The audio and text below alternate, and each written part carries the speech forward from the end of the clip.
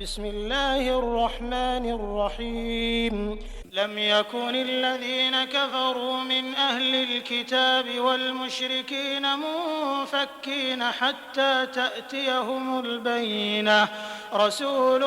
من الله يتلو صحفا مطهرة فيها كتب قيمة وما تفرق الذين أوتوا الكتاب إلا من بعد ما جاءتهم البينة وما أمروا إلا ليعبدوا الله مخلصين له الدين حنفاء ويقيموا الصلاة ويؤتوا الزكاة وذلك دين القيمة إن الذين كفروا من أهل الكتاب والمشركين في نار جهنم خالدين فيها أولئك هم شر البرية إن الذين آمنوا وعملوا الصالحات أولئك هم خير البرية